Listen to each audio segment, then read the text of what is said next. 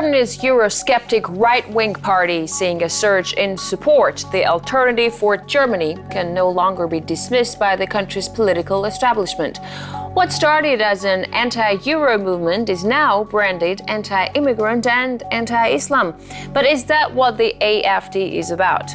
And what's behind its growing popularity? Well, we asked the leader of the Alternative for Germany, Frauke Petry, is on Sophie & Co. today to answer all those questions. Germany's reluctant Euro leadership is taking its toll on the country, with no end in sight to the Eurozone debt crisis and the refugee problem getting out of hand. The backlash against Berlin's policies is being felt at home. Can the economic troubles and the inflow of migrants push people to take extreme measures? Will the rise of Germany's right wing become a reality? And how long will the public's love for the fringe last? Frauke Petry, leader of the Alternative for Germany political party, welcome to the show. It's great to have you with us. Dr. Petry, the German army is working on a new doctrine called the Bundeswehr's white paper. Die Welt reported that Russia will be designated as an adversary for Germany in the new document, although the German defense minister has not confirmed that. She called Moscow a challenge instead. Portraying Russia as a challenge or an adversary to Germany instead of a priority partner, which it used to be for a long time. So who benefits from that and how? Well, you see, we think that this sort of changing behavior of the German federal government is something that concerns us as a new political party very much, because we think that Germany's task, Germany's issue with not only with Russia, but with the European Communion and also with the United States of America is to function as a balancing partner. And we still think that Russia should be regarded and treated as priority partner, and it should be Germany moving that sort of relationship forward. So who benefits from this? Who benefits from labeling Russia a challenge or an adversary instead of a priority partner? Well, I can tell you who's definitely not benefiting, and that's going to be Germany. You see, I don't want to go into detail who's going to benefit from that, but I think that having a strategy like that in the European Union is something that is going to damage overall our relationship to Russia, and this is why we will not agree with it. So can tensions between Moscow and NATO ease as the bloc increases its troops' presence on Russia's eastern border, which Berlin is also contributing to? Well, of course it is. We also see that with a lot of concern. NATO troops in the western border of Russia. We don't think that this is going to contribute to a positive relationship, and therefore we warn German citizens, and we also warn German government not continue with a strategy like that. You know, Germany's foreign minister Frank-Walter Steinmeier wants to ease economic sanctions against Russia. Now, both chambers of the French parliament, for example, have recently recommended its government to end the sanctions. Can politicians inside Germany put real pressure on their government to start dismantling the sanctions? How does it work in your country?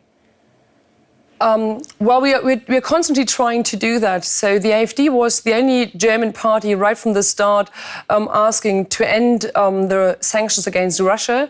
And we see over the last couple of weeks and months that some of the government politicians start to follow. For example, also the Saxony Prime Minister, Tillich, he asked now to do the same thing, and Seehofer went to Moscow to visit Vladimir Putin. It's all too slow, that's what we think from the Alternative for Germany. But obviously, even CDU politicians now realize that these sanctions damage the relationship between Russia and Germany much more than they thought they would. But damaging is one thing, but also I think the French realize that their economy is being partially damaged as well. That's why they're pushing forward with it. What about Germany? Can they take real measures to actually pressure the government into start dismantling these sanctions? Well, we can calculate the decrease in economic growth in Germany, and we reckon, or economists reckon, that with the sanctions against Russia, we lose something about 1% of our economic growth. So this is a severe problem, especially in the east of Germany. But not only there, whenever I go through the regions of Germany, I find many people, many citizens, entrepreneurs from all sorts of small and medium-sized companies who tell me that they suffer from these sanctions. So I think that slowly but gradually, this message also gets to our government politicians, but I think it's getting far too slow. Now, Dr. Petri, your party, the AfD, has long been advocating restoration of ties with Russia, calling on the government to lift the current sanctions, as you've mentioned. Der Spiegel and NTV are implying that AfD is a project of the Kremlin, Moscow's fifth column in Germany, financed by the Russian government. Are you? I mean, your party's views on Russia relations are rather conciliatory more than anything else. Is that why AfD is branded a Russian agent? Well, of course, you see this sort of pseudo-message has been carried through official media all in Germany, but it's complete rubbish. We are a democratic German party, and we are financed according to German party rules. And of course, we're not financed by the Kremlin. We've never been. Let's talk a bit about your party. It's super controversial. It's talked about a lot. Now, the AfD made significant gains recently in regional elections in Germany. You now have representation in half of the 16 regional parliaments. According to Deutsche Welle, Angela Merkel has said that the votes for the AfD had been a protest against the unresolved question over the refugee issue and fears regarding their integration. Is that really the cornerstone of your success? You see, that's a rather simple conclusion from what's happening in Germany. But I can understand why Angela Merkel tries to simply put it down to the migration and refugee crisis. I think the results for our successes, for our continuing success, has to be looked at a much deeper level, because AfD started its political life in 2013 criticizing the failing euro currency, criticizing the European Union, which is not functioning properly anymore, because it's left its very successful way of developing countries competing with each other rather than harmonizing everything. And of course, the migration crisis is just another symptom of this failing development in Europe.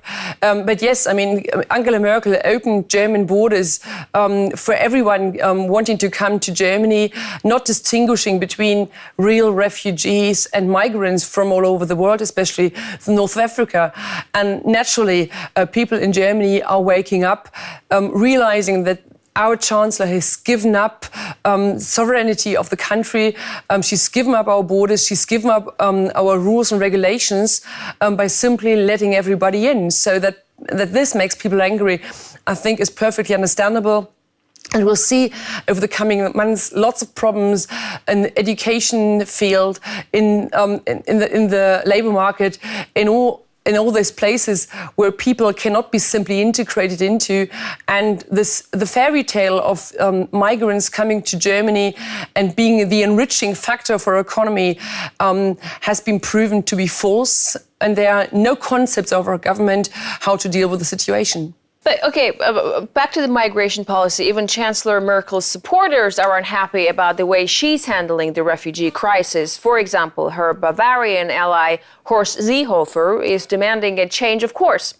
Why insist on a policy that welcomes all when your own allies aren't even supporting it? Well, you see, this is really a question that you shouldn't ask me, but you should ask Angela Merkel. And nobody seems to understand her. And the very tiny steps she's making forward to correct some of the mistakes the government has made over a long time will not help to ease the situation. But then you see Horst Seehofer is not a real danger to Angela Merkel, because he criticizes her one day, but agrees with her major policies the day after. So what the CSU, the Bavarian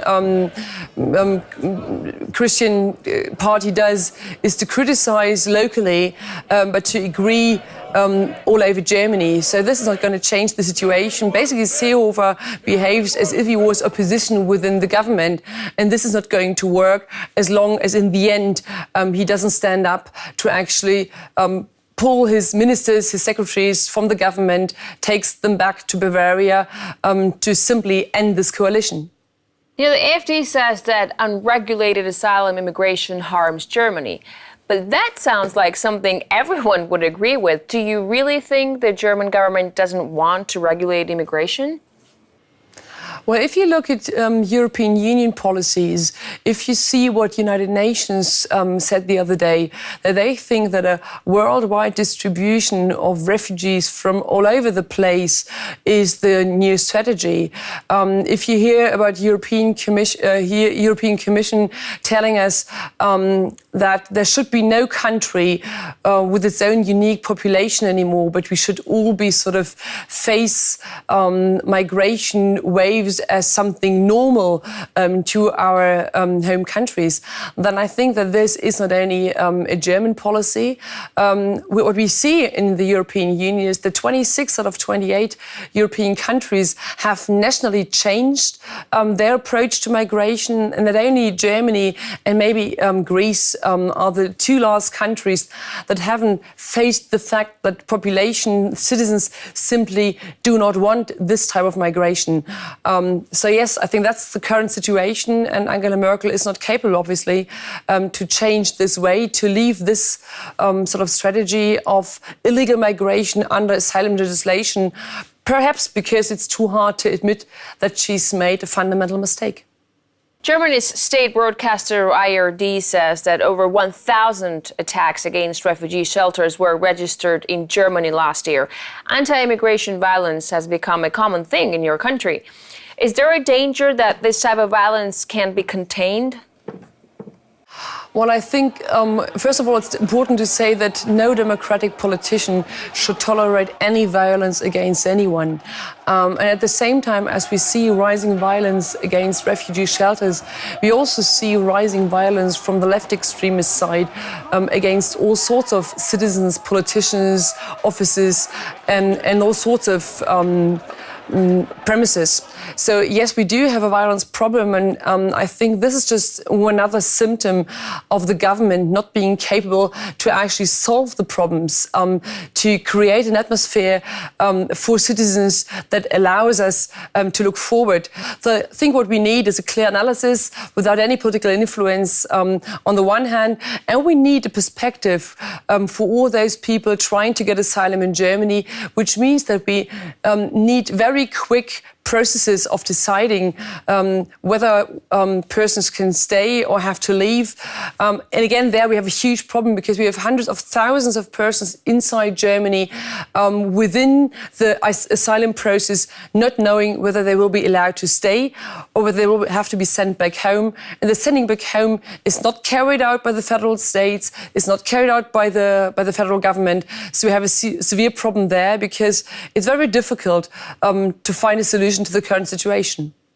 All right, Dr. Petri, we're going to take a short break right now. When we're back, we'll continue talking to Frauke Petri, leader of the Alternative for Germany party, to talk more about problems of migrant integration Germany is facing in light of the recent refugee influx. Stay with us.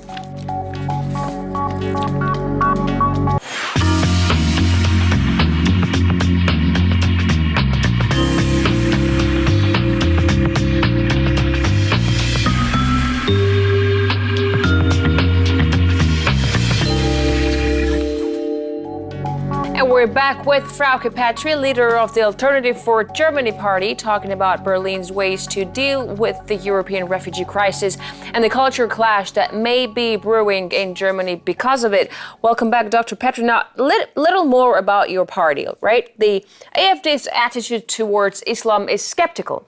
Islam does not belong in Germany is a part of your party's platform.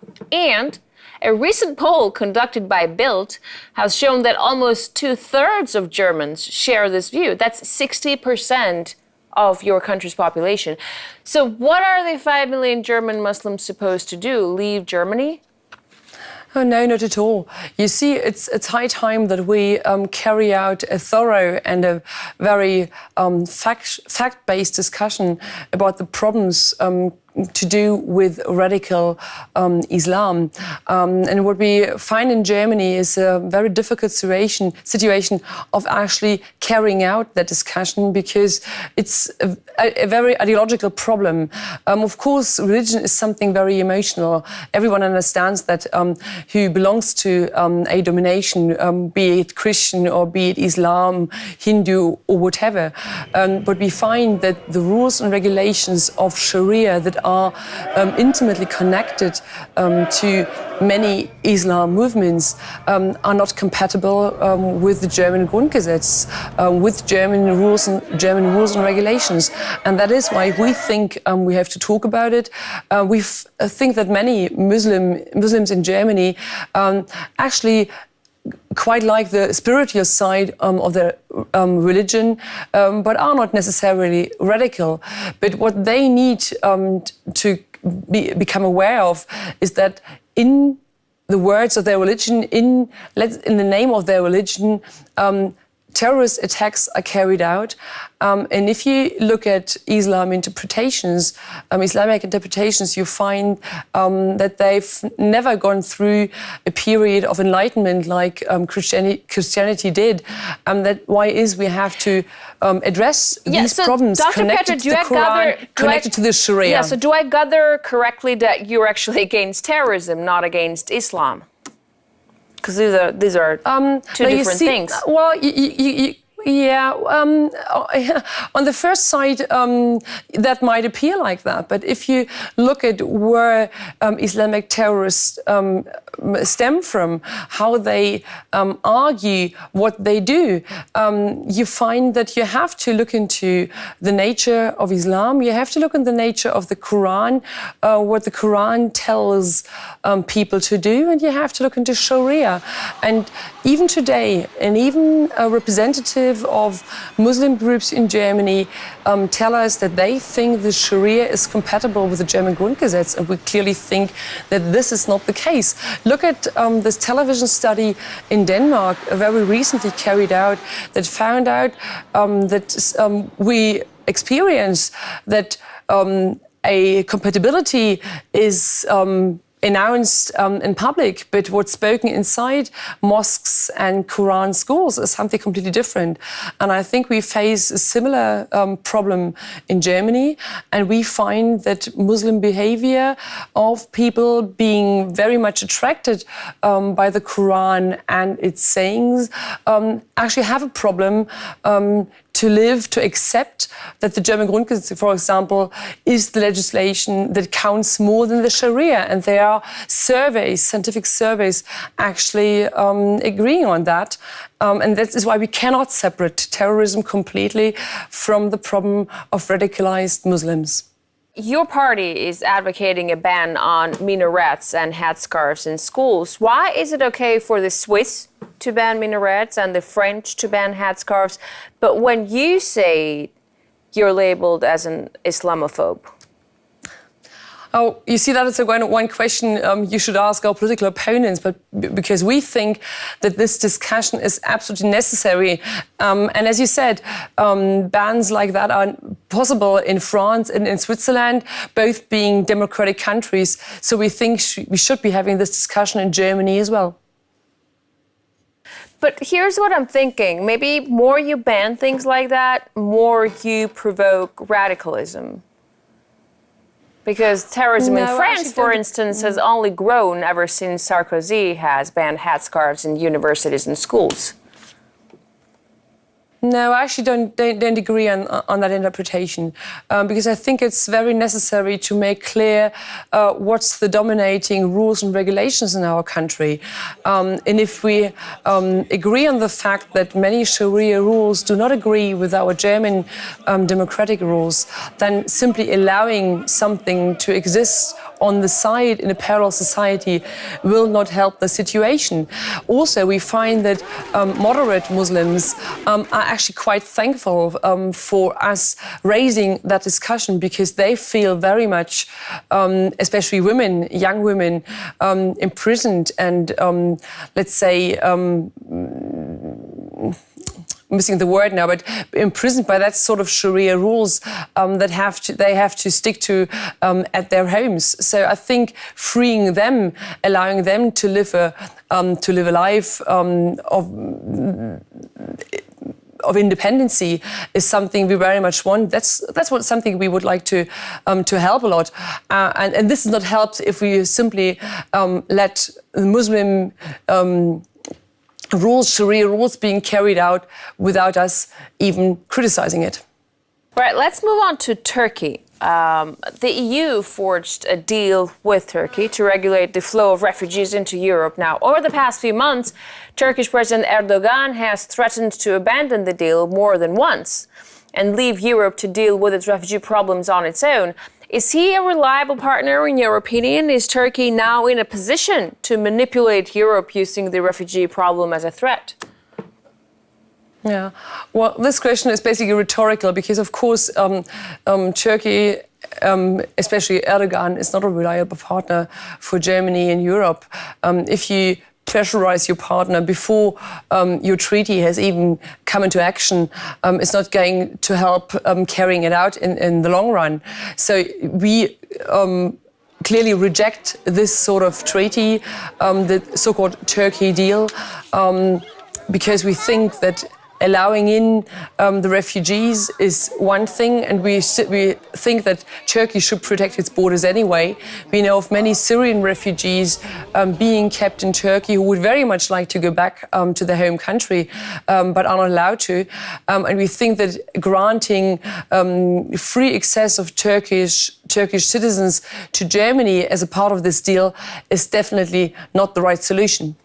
You also said that the government refuses to take responsibility for our national borders. Now, the lack of border control in the EU exposes Europe to the threat of illegal migration and terrorism as well. Some countries are choosing to enforce their own border controls. Even Germany put border checks on the crossing with Austria. Is that a viable solution? Well, we think it's part of a viable solution. First of all, we have to admit that German border controls only function partially, whereas border controls in the south of Europe, especially Eastern Europe, seem to function much better. But we think that, yes, a system of border controls all over Europe is necessary. We think that the Schengen Treaty has failed because it's only ever talked about the advantages of not controlling borders, but never about the disadvantages. And there are more disadvantages to not controlling apart from illegal migration. So yes, we think we need control of the borders, and we also need a change of legislation, not only in Germany, but definitely within Germany, to separate asylum law from immigration law. And we failed to do that over a long period of time. Now, the European Union's unity has been challenged with the failure to produce a common response to the refugee crisis or to act together in the face of terrorism. With some of EU's most fundamental achievements like freedom of movement, open doors, a single market under threat, is the EU itself at risk right now? Well, we think that Europe has been in a crisis for quite some years, and the very obvious symptom of being in a crisis started in 2008 with the failing euro, a development that actually has never stopped. I mean, the euro is still a failing currency. That's why we think we should get rid of it in a controlled manner, but as quickly as possible. So yes, Europe is inside the crisis, and I think understanding the crisis as the opportunity to change the direction of Europe, of the European Union, is what we should do. Look at the Brexit referendum in the UK. Brits will decide about leaving the EU altogether. And we think that's a clear sign of Europe having to change its overall direction. We think that we should not harmonise anymore, as we've done over a couple of years. We should go back to national sovereign states, still trading with each other. The freedom of movement is something very valuable, but open doors is not the same thing as freedom of movement inside the EU. And cutting back on all those common tasks to allow us to define a new common ground, which I think is necessary because the EU has grown. East European states have joined the EU, and I think that many interests, especially of the Eastern European states, are not even looked at inside the big European Union anymore. So I think it's high time for a new start. From what I gather in the media, you're one of the most hated parties in Germany, portrayed as an existential threat. Yet your popularity is growing among people. Are the media attacks doing any serious damage to the party, or could all this publicity actually boost your ratings? Well, you're right in a way that even bad publicity is publicity. But I still think that all those false information being distributed about the AfD do not help with population, because if you get false information, you build your picture of our party on false facts. So yes, this damages also the party, that's for sure. But on the other hand, politics is something that changes its color every day, if you know what I mean. And information are transported so fast that we think that German citizens are starting to wake up and understand that many of what public media transport about the AfD may not be right. We have breaking news. Islam will dominate! Islam will dominate! A month doesn't go by without a terrorist attack. What is going on in this country? Because I no longer understand the rules. Because you're not allowing a conversation to admit that we have a problem. This man received death threats and we have all looked the other way.